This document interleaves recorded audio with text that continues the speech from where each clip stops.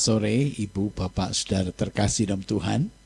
Bersyukur kita masih dianugerahi satu kesempatan untuk kita dapat memuji-muji Tuhan. Puji-pujian yang kita naikkan itu adalah untuk mengutarakan rasa syukur dan terima kasih kita atas kesempurnaan kebaikan Tuhan. Ya. Nah, pada petang hari ini kita akan merenungkan satu judul firman Tuhan, yaitu hidup sebagai anak Allah. Hidup sebagai anak Allah. Bagaimana hidup sebagai anak Allah? Sesuai dengan misi dan visi daripada GCC, yaitu ingin memancarkan nilai-nilai kerajaan Allah.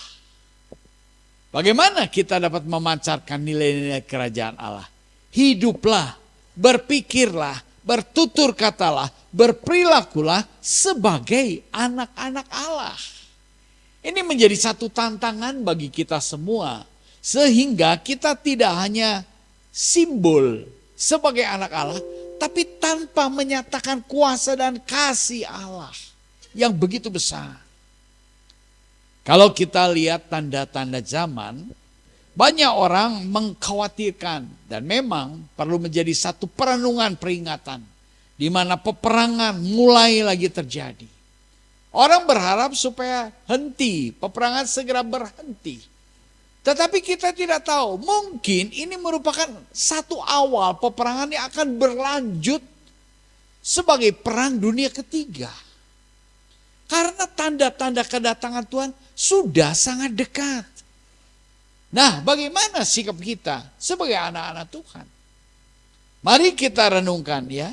Hidup sebagai anak-anak Allah itu bagaimana? Mengapa kita disebut sebagai anak Allah? Ini kita akan mundur sejenak. Mengapa kita yang ada di dalam ruangan ini disebut sebagai anak-anak Allah? Di dalam Yohanes 1 ayatnya yang ke-12 dikatakan, tetapi semua orang yang menerimanya diberinya kuasa supaya menjadi anak-anak Allah, yaitu mereka yang percaya dalam namanya. Semua orang yang menerimanya diberinya. Ya, perhatikan katanya ini menunjuk kepada satu pribadi. Semua yang menerimanya diberinya kuasa supaya menjadi anak-anak Allah, yaitu mereka yang percaya dalam namanya. Jadi kita mau simpulkan bersama-sama, yang dimaksudnya di sini siapakah dia? Siapakah dia? Allah Bapa di surga? Atau Yesus Kristus? Yesus Kristus. Yang menerima Yesus Kristus, maka diberi kuasa oleh Yesus Kristus supaya menjadi anak-anak Allah. Siapa yang bisa menerimanya? Mereka yang percaya kepadanya, kepada Yesus Kristus. Ini ayat yang mungkin sudah sering bahkan kita hafal ayat ini, tetapi kita mau merenungkan. Di sinilah makna yang begitu mendalam yang perlu kita sama-sama ketahui. Kita di sini adalah orang-orang percaya. Sejauh mana kepercayaan kita? Kepercayaan kita berbanding lurus dengan penerimaan kita terhadap dia. Makin kita percaya, makin menerima. Betul kan ya? Kalau kita hanya tahu dan tidak percaya, bagaimana mungkin kita bisa menerima? Bagaimana mungkin kita bisa menjadikan dia segala-galanya? Ibu bapak saudara terkasih, ini perlu kita kaji, ini perlu kita renungkan. Supaya benar-benar kita ini disebut anak Allah itu memang betul kita memiliki relasi kita dengan Allah Bapa di surga. Jangan sampai kita disebut anak Allah tapi kita tidak tahu siapa Allah kita. Kita tidak memiliki relasi dengan Allah kita. Nah ini. Jangan sampai kita menjadi anak-anak Tuhan yang terhilang. Anak Tuhan, anak Allah yang terhilang. Terputus persekutuannya dengan Allah Bapa. Kalau kita ingat peristiwa ketika si bungsu meninggalkan Bapa dan menjauh daripada Bapa. Dia sebagai anak Allah, sebagai anak Bapa, sekalipun dia dalam penderitaan. Status anak tetap, tetapi relasi tidak ada. Bahkan yang sulung, setiap hari bersama dengan Bapa. Tetapi dia tidak merasakan satu keintiman relasi dengan Bapaknya, sekalipun selalu dekat dengan Bapa. Ini menjadi hal-hal perenungan bagi kita semua. Puji syukur kepada Tuhan. Kita akan lanjut di dalam ayat yang ke-13. Yohanes 1 ayat 13. Orang-orang yang diperanakan bukan dari darah atau dari daging. Bukan pula secara jasmani oleh keinginan seorang laki-laki. Melainkan dari Allah. Mengapa kita disebut anak Allah? Pertama, karena kita menerima Yesus sebagai juru selamat kita. Menjadikan Yesus sebagai juru selamat kita. Dibuktikan Yesus sudah mati di kayu salib, darahnya tercurah tujuannya untuk menyucikan hati kita. Tadi kita sama-sama menyanyi bukan? Karena salibmu aku hidup. Hidup yang seperti apa? Hidup yang memiliki relasi dengan Allah. Karena salibmu aku menang. Menang atas apa? Menang atas maut. Itu loh nyanyian yang tadi kita nyanyikan. Puji syukur kepada Tuhan. Maka kita dapat menyatakan, hanya Kau Tuhan hidupku. Gak ada yang lain. Orang yang diperanakan bukan dari darah atau dari daging. Bukan pula dari secara jasmani oleh keinginan seorang laki-laki. Melainkan dari Allah. Jadi akhirnya kita menyadari bahwa penerimaan kita menjadikan Yesus sebagai Tuhan satu-satunya berdampak menjadikan kita sebagai ciptaan baru di dalam korban penebusannya. Ini beberapa hari lagi kita akan memperingati kematian Yesus Kristus. Setiap tahun itu kita peringati. Kenapa harus selalu diperingati? Dan apa manfaatnya memperingati hari kematian Yesus Kristus? Kita kembali diingatkan dan merenungkan kuasa kematian Kristus. Kuasa pengorbanan Kristus. Itu yang sanggup menyucikan hati nurani kita. Sehingga kita layak untuk beribadah kepada Allah yang hidup. Di dalam Ibrani 9 ayat yang ke-14 ada tertulis di sana. Jadi itulah guna manfaat dari korban salib Kristus. Kita harus betul-betul menghargai korban salib Kristus. Untuk itulah kita berkenan bersekutu dengan Allah Bapa di surga. Di dalam Yohanes 1 ayat yang ke-14. Firman itu telah menjadi manusia dan diam di antara kita. Dan kita telah melihat kemuliaannya. Yaitu kemuliaan yang diberikan kepadanya sebagai anak tunggal Bapa. Penuh kasih karunia dan kebenaran. Firman itu telah menjadi manusia. Di dalam ayat yang ke-12.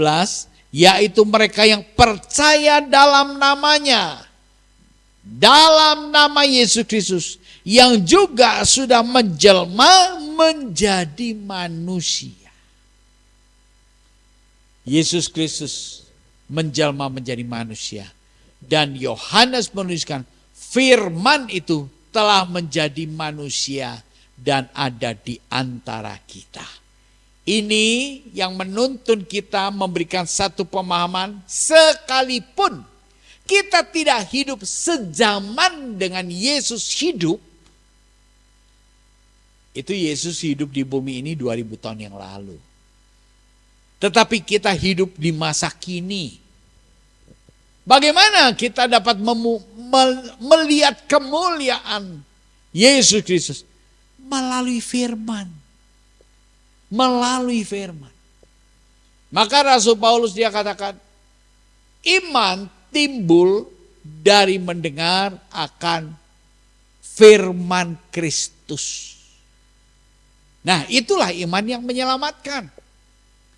Banyak bukan orang di muka bumi ini dengan beragam iman, beragam kepercayaan. Mereka bukan tidak punya iman, mereka punya iman, tetapi terhadap perkara-perkara atau pribadi-pribadi di luar Yesus Kristus. Tetapi khususnya kita yang percaya, menerimanya, percaya kepadanya, menjadikannya sebagai Tuhan dan Juru Selamat. Itulah satu-satunya cara sehingga kita disebut sebagai anak-anak Allah. Bersyukur ya, kita ini menjadi anak-anak Allah. Tetapi kita mesti dalami dan hidupi. Hidup sebagai anak-anak Allah. Cara hidup sebagai anak-anak Allah itu seperti apa dan bagaimana? Kita akan melihat di dalam slide berikutnya cara hidup sebagai anak-anak Allah. Ya. 1 Petrus 1 ayat yang ke-14. Hiduplah sebagai anak-anak Allah yang taat. Dan janganlah turuti hawa nafsu yang menguasai kamu pada waktu kebodohanmu. Hiduplah sebagai anak-anak Allah yang taat. Ini Petrus. Petrus yang menuliskan nasihat ini ditujukan kepada anak-anak Allah. Hiduplah sebagai anak-anak Allah yang taat. Jangan turuti hawa nafsu yang menguasai kamu pada waktu kebodohanmu. Petrus menjelaskan secara gamblang. Hidup sebagai anak-anak Allah yang taat. Jangan kamu dikuasai oleh hawa nafsu pada masa kebodohanmu. Petrus pernah melakukan satu kebodohan total. Itu Petrus. Kita tahu bukan? Siapa yang menyangkal Yesus? Yang mengatakan sungguh sumpah aku tidak mengenal dia. Itu Petrus. Ketika Petrus menyangkal Yesus. Apa tanpa peringatan Petrus menyangkal Yesus? Sudah barang tentu diperingatkan. Pada malam ini juga. Sebelum ayam berkokok engkau telah menyangkal aku 3 kali. Itu peringatan keras dari Yesus pada malam ini juga. Berarti itu peringatan mungkin siang atau sore. Enggak lewat 24 jam. Petrus diperingatkan. Namun karena dia dikuasai oleh nafsunya, oleh rasa percaya diri. Bukan percaya Yesus, tapi percaya diri. Petrus mengabaikan. Tuhan Yesus katakan, malam ini engkau akan tergoncang imanmu karena aku. Petrus bilang, semua tergoncang, aku tidak. Aku siap mati bersama dengan engkau. Hebat bukan? Itu Petrus. Itu punya pengalaman yang demikian rupa dan dia sadar. Ketika Roh Kudus menyadarkan pribadinya, menyadarkan dirinya itu siapa, baru dia bisa menasihatkan orang-orang percaya. Hiduplah sebagai anak-anak yang taat. Taat. Kalau dinasihati, dengar.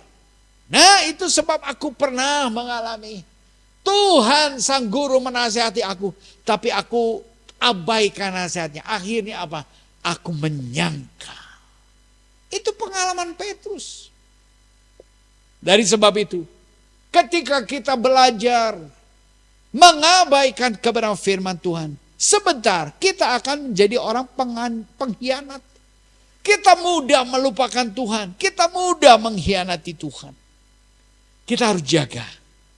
Ini prinsip-prinsip hidup sebagai anak Allah. Di 1 Petrus 1 ayat yang ke-5.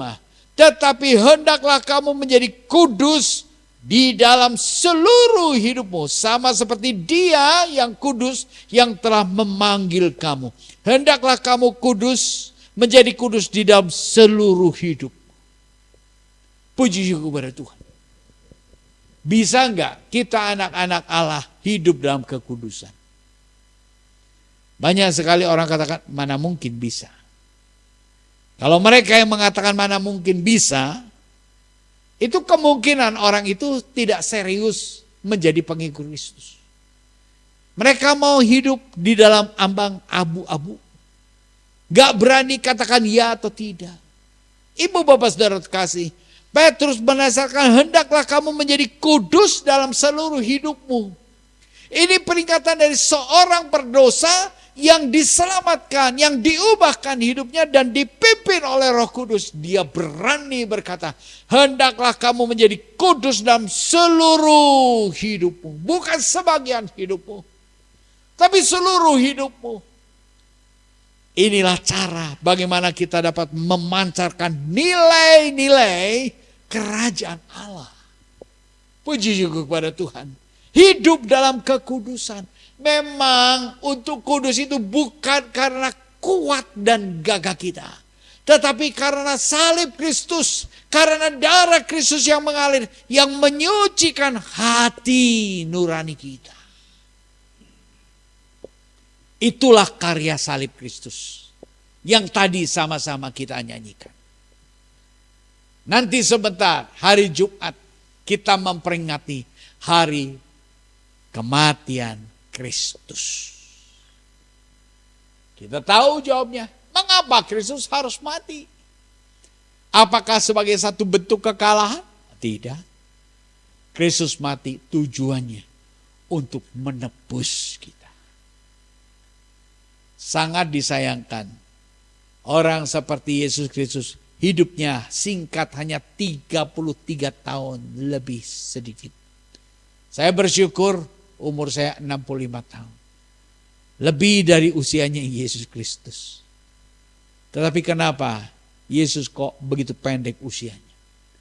Karena Allah mau sesegera mungkin menyelesaikan masalah dosa yang membelenggu manusia.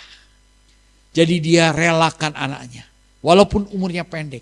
Tapi manfaat penebusannya. Itu menyucikan hati nurani kita.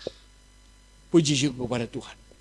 Kuasa kematian Kristus 2000 tahun yang lalu dia mati di kayu salib. Tetapi kuasa penebusannya hingga kini. Kuasa penebusan darah salib Kristus sanggup menyucikan hati nurani kita. Sehingga memungkinkan kita hidup dalam kekudusan. Maka sebab itu kita harus mengevaluasi setiap hari apa yang kita lakukan sepanjang hari. Sehingga setiap hari, setiap malam sebelum kita masuk dalam istirahat, kita mengaku dosa dan memohon pengampunannya. Kita bisa tidur dengan nyenyak. Besok bangun dengan kesehatan, kesegaran yang baru. Menikmati hari baru dengan kekudusan yang Tuhan berikan. Puji syukur kepada Tuhan. 1 Petrus 1 ayat yang ke-17. Dan jika kamu menyebutnya Bapa, perhatikan ya. Jika kamu menyebutnya Bapa, yaitu Dia yang tanpa memandang muka menghakimi semua orang menurut perbuatannya, maka hendaklah kamu hidup dalam ketakutan selama kamu menumpang di dunia ini. Hendaklah kamu hidup dalam ketakutan, bukan karena diintimidasi oleh roh kekhawatiran, bukan.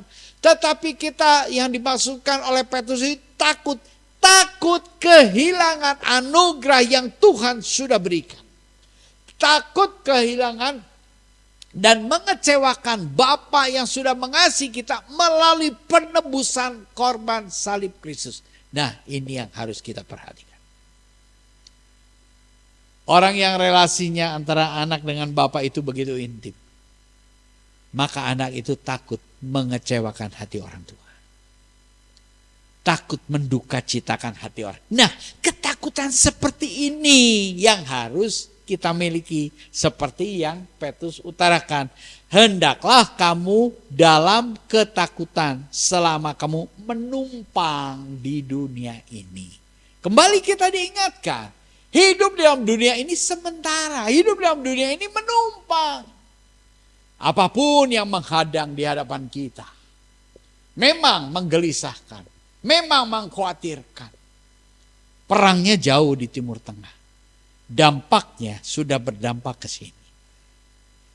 Dan di dalam media sosial kita pun mendengar ya isu-isu di mana bahan bakar minyak sebentar akan naik. Kalau negara-negara di sekitar sudah naik, ya kan, orang-orang di Amerika, orang-orang di Australia, aduh, kenapa minyak jadi segini? Biasa di Amerika $2, sekarang 8,1 atau 8,2 dolar. Udah naik 4 kali lipat. Mereka semua bingung, loh kenapa ini? Singapura itu juga sudah naik bahan bakar minyak. Di sini masih belum. Tetapi kalau saya dengar ya, ini biji plastik ini, apa-apa yang dibuat biji plastik, itu sudah naik berulang-ulang. Ini Pak Yusuf tahu ya, Pak Yusuf ya? Biji plastik ya, buat bagor atau apa ya, buat kemasan kereseknya udah naik. Nah, kalau kemasan itu pun sudah naik, kira-kira bagaimana? Semua tuh akan naik. Nanti bahan bakar, ada yang mencoba memprediksi, nanti Pertalite jadi 14.000. Sekarang 10.000, nanti jadi 14.000, berarti naik 40%. Kalau bahan bakar minyak sudah naik demikian, semua pasti naik. Sebab benda berpindah dari satu tempat ke tempat lain, itu pakai transportasi dan menggunakan bahan bakar. Kentang dari Pangalengan ke kota, itu tuh diangkut dengan gorolong sorangan gitu kan ya. Engkol gitu kan ya, dari Lembang atau dari mana. Itu bergerak dengan transportasi yang menggunakan bahan bakar. Maka semua akan terdampak. Jadi begitu mahal. Jadi begitu naik. Ini menunjukkan bahwa ada satu perubahan kehidupan yang makin menyulitkan. Ini tantangan menghadang di depan. Iya. Maka sebab itu, mari selama kita menumpang di dalam dunia ini, kita mau tetap menjadikan Tuhan, Engkaulah Tuhan segalanya bagiku. Engkau yang menjadikanku menjadi ciptaan baru. Nah, inilah nilai-nilai yang harus kita pancarkan di tengah dunia yang gelap seperti ini. Dan kalau kita lihat ini, mungkin dampaknya ini lebih dahsyat dari sekedar COVID. Kalau COVID itu menyerangnya sakit penyakit dan orang tinggal pakai masker di mana-mana, ngecicing di imah. Kan begitu.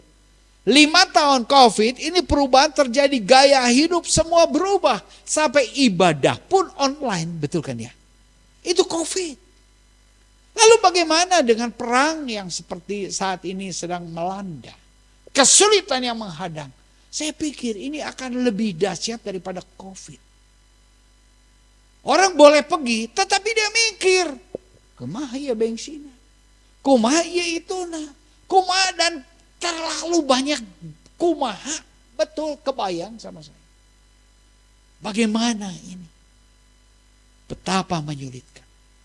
Tetapi bersyukur kita berstatus sebagai anak Allah. Hidupnya dipimpin oleh Roh Allah. Nah ini ya. Kita memang Petrus katakan, hendaklah kamu kudus di dalam seluruh hidupmu. Nah ini perangkatnya, alat bantunya. Tuhan mengirimkan penolong yang lain, yaitu Roh Kudus. Hidup dipimpin oleh Roh Allah. Roma 8 ayat yang ke-14. Semua orang yang dipimpin Roh Allah adalah anak-anak Allah. Nah ini, kembali, kita ini anak Allah. Kalau mengaku hidup sebagai anak Allah, siapa yang paling berdaulat di dalam hidup kita? Dipimpin oleh siapakah kita ini? Harus kita izinkan Roh Allah berdaulat, menguasai hati kita. Di dalam Roma 8 ayat yang ke-15, sebab kamu tidak menerima roh perbudakan yang membuat kamu menjadi takut lagi. Tetapi kamu telah menerima roh yang menjadikan kamu anak Allah. Oleh roh itu kita berseru, ya Aba, ya Bapa. Puji syukur. Orang yang dipimpin oleh Roh Allah dibebaskan dari roh perbudakan. Ya. Di dalam ayat 14, di dalam ayat yang ke-15 dijelaskan manfaat orang yang dipimpin oleh Roh Allah. Keuntungan orang yang dipimpin oleh Roh Allah tidak menerima roh perbudakan. Roh perbudakan itu apa? Roh intimidasi. Bagaimana rasanya diintimidasi? Membuat kamu menjadi takut.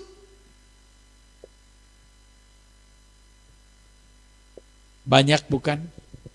Kita dikuasai oleh rasa cemas, oleh rasa takut. Bagaimana besok ya? Bagaimana lusa ya? Bagaimana nanti 1 April ya?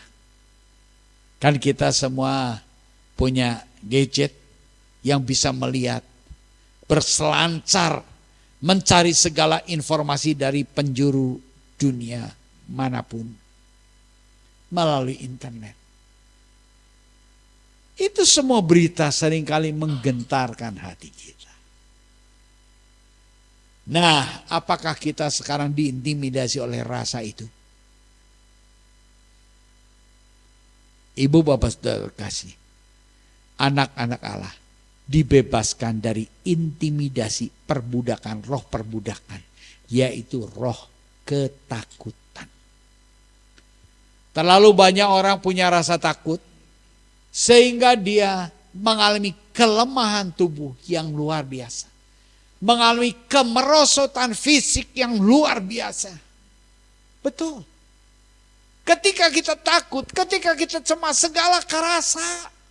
Badan tuh rasanya tuh aduh, sakit ini, sakit itu. Aduh lutut saya bagaimana? Aduh mata saya jadi burem. Aduh kenapa otak saya mengecil?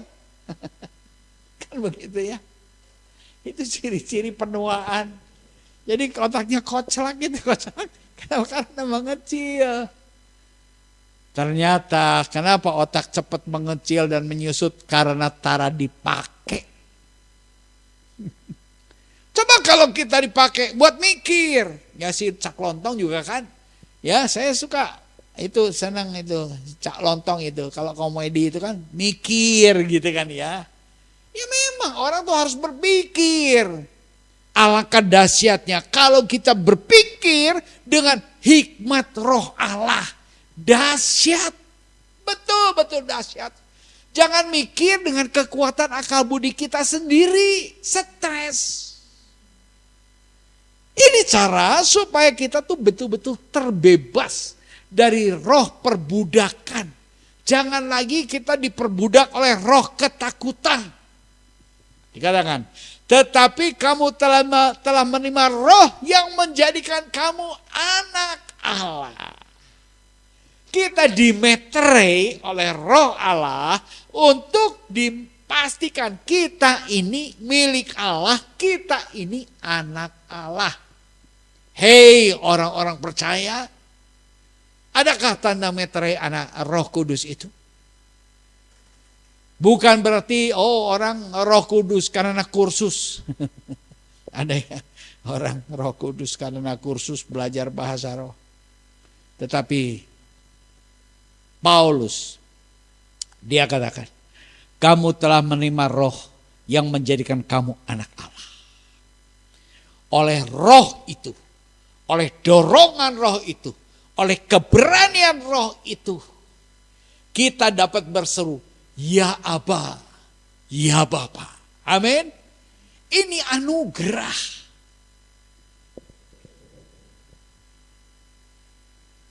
Waktu saya masih pacaran dengan yang sekarang jadi istri saya, karena masih pacaran, saya panggil papi maminya istri saya itu tante.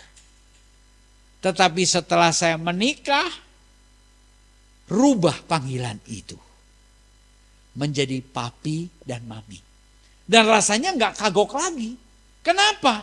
Karena ada surat nikah. Kalau belum nikah, papi, mami, budak saham, kan begitu. Ibu bapak saudara terkasih, pahami. Ini Rasul Paulus dia sedang menjelaskan satu keintiman antara manusia berdosa yang diperdamaikan dengan anugerah salib Kristus. Dari orang berdosa, orang terhilang, orang terbuang diperdamaikan dengan Allah Bapa pencipta alam semesta, Allah yang maha kudus. Coba bayangkan. Dan oleh dorongan Roh Kudus kita berani berseru, ya Aba, ya Bapa. Ini satu anugerah. Ini status yang sangat luar biasa. Betul. Maka sebab itu kita harus paham ini. Dan kita harus menjadikan pedoman. Aku ini ditebus karena aku memang merespon karya salib Kristus. Tadi saya menjelaskan beberapa saudara kita ikut katekisasi baptisan. Dan bertanya, Pak Pendeta, apakah semua orang ditebus dosanya? Saya katakan, dia lahir datang ke dalam dunia untuk menebus dosa umat miliknya. Ada di dalam Matius 1. Menebus dosa umat miliknya. Jadi tidak semua orang ditebus dosanya. Tetapi mereka yang merespon baru mengalami penebusan dosa. Kalau dia lahir menebus seluruh dosa umat manusia, lah, bagaimana mereka yang tidak percaya kepada Tuhan? Apakah mereka juga ditebus dosanya? Allah itu adil kok. Saya tahu Allah itu adil. Saya yakin Allah itu adil. Dari sebab itu Allah akan membedakan mana yang taat kepada apa yang diajarkan oleh Juru Selamat kita Yesus Kristus. Dengan apa yang siapa yang menolak, itu akan terjadi perbedaan. Dari sebab itu kita bersyukur kita dapat menerima status sebagai anak-anak Allah. Roma 8 ayat yang ke-16. Roh itu bersaksi bersama-sama dengan roh kita bahwa kita adalah anak-anak Allah. Bersaksi, mewartakan, menunjukkan kepada dunia, aku anak Allah. Inilah terpancarnya nilai-nilai kerajaan Allah melalui kehidupan kita yang adalah anak-anak kerajaan. Amin. Harus menyatakan, bersaksi bahwa kita adalah anak-anak Allah. Mulai dari hati yang menyatakan, ya Bapa, ya Aba, ya Bapa. Dari hati yang menyembah Allah. Pikiran kita berpikir tentang Allah. Bukan tentang perkara-perkara lain. Bukan perkara kenyamanan hidup. bukan perkara menjadi tenar, bukan perkara tentang kenyamanan tubuh, bukan. Tetapi yang kita pikir dan yang kita kejar adalah kemuliaan. Kita akan melihat jaminan sebagai anak Allah. Kita sebagai anak Allah harus mengetahui lengkap bagaimana asal mulanya dan mengapa kita disebut anak Allah. Bagaimana cara hidup kita sebagai anak Allah. Apa tandanya kita menyatakan pada dunia sebagai anak Allah? Hidupnya dipimpin oleh Roh Kudus. Orang yang dipimpin oleh Roh Kudus itu apa? Dibebaskan dari roh intimidasi, roh perbudakan yang dikuasai oleh kekhawatiran. Kita dibebaskan dengan rasa khawatir. Itu dahsyat. Betul-betul. Itu dahsyat. Terlalu banyak orang hidup dalam kekhawatiran. Nah, supaya kita betul-betul memiliki jaminan, kita mesti tahu. Sekarang kita akan merenungkan satu bagian lagi. Jaminannya apa sebagai anak Allah, ya. Dan jika kita adalah anak, maka kita juga adalah ahli waris. Maksudnya orang-orang yang berhak menerima janji-janji Allah, yang akan menerimanya bersama-sama dengan Kristus, yaitu jika kita menderita bersama-sama dengan Dia, supaya kita juga dipermuliakan bersama-sama dengan Dia. Ini beroleh hak waris sebagai anak-anak Allah. Ya, di dalam Yohanes tadi dikatakan, siapa yang menerimanya diberinya kuasa supaya menjadi anak-anak Allah. Kuasa anak Allah apa? Punya hak waris. Itu Rasul Yohanes yang tuliskan. Diam ya. Dan Rasul Paulus, dia memiliki pemahaman yang sama tentang hak waris ini. Jika kita adalah anak, maka kita juga adalah ahli waris. Maksudnya orang-orang yang berhak menerima janji-janji Allah, yang akan menerima bersama-sama dengan Kristus. Jadi bukan anak bawang ya, tetapi betul-betul anak tulen. Waktu kecil, karena saking kecilnya, saya kalau main ikut sama cici-cici saya dan teman-temannya, udah diajakin aja lah itu si Titi. Kenapa disebut Titi? Karena Xiao Titi. Dulu saya masih kecil dan memang pernah kecil. Ya, itu si Titi ajakin aja, kalau enggak malah nangis nanti. Kalau begitu nangis kita mesti bubar. Ya sudah diajakin, jadi anak bawang aja. Ya dalam permainan ya bolehlah dijadikan anak bawang. Tetapi kalau kita yang menyadari dan kita semua adalah orang dewasa, maukah kita menjadi anak-anak Allah yang dianggap anak bawang? Enggak mau bukan? Kita mau menerima hak sebagai ahli waris kerajaan. Diterangkan juga, yang akan menerima bersama-sama dengan Kristus, yaitu jika kita menderita bersama-sama dengan Dia. Siap menderita. Kita memang hidup dalam dunia ini penuh dengan tantangan, penuh dengan penderitaan. Jangan heran.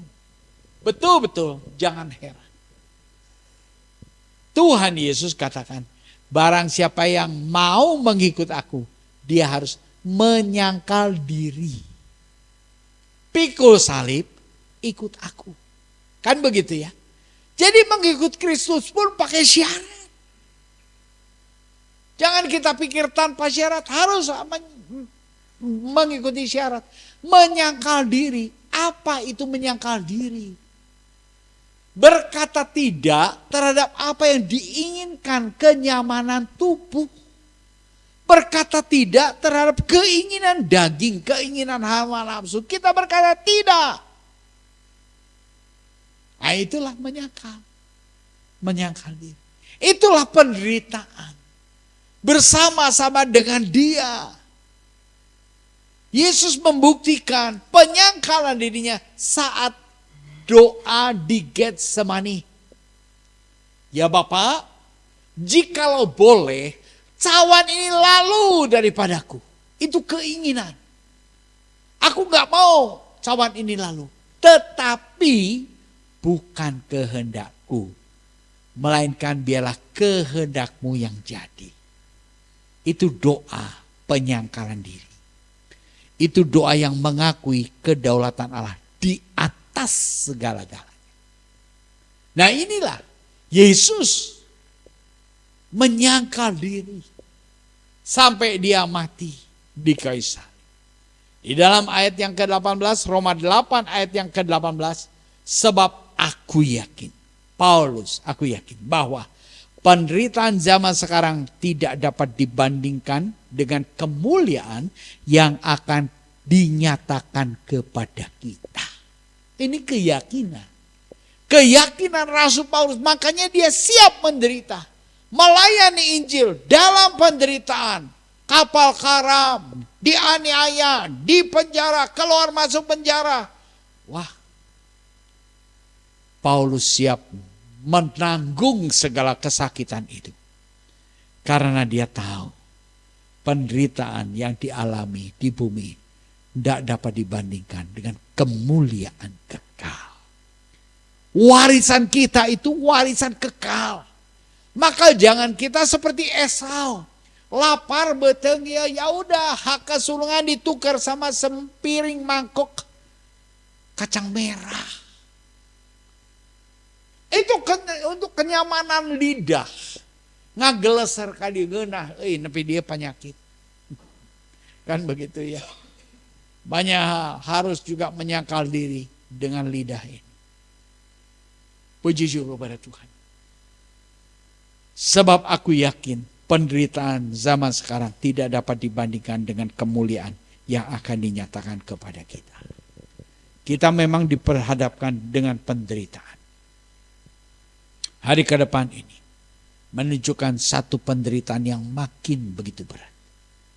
Tetapi jangan tukar hak waris kita sebagai anak Allah dengan kenikmatan sesaat selama kita hidup di bumi ini. Kenapa? Karena kita ini anak-anak Allah. Kita beroleh hak waris yang begitu mulia. Hiduplah sebagai anak-anak Allah. Saya tuliskan di sana, hiduplah sebagai anak-anak Allah. Nah ini himbauan kita. Melalui perenungan bersama pada petang hari ini. Mari kita merespon apa yang sudah kita sama-sama renungkan. Kita ambil satu keputusan. Ya Tuhan, anugerah-Mu besar. Sekalipun di hadapan ada badai yang begitu menghadang. Tapi aku berstatus sebagai anak Allah. Aku yakin Tuhan mengasihiku. Tuhan pegang tanganku. Tuhan mengatur jalan hidup. Dan Tuhan menganugerahkan warisan kehidupan kekal yang penuh dengan kemuliaan. Tuhan Yesus memberkati. Mari kita berdoa.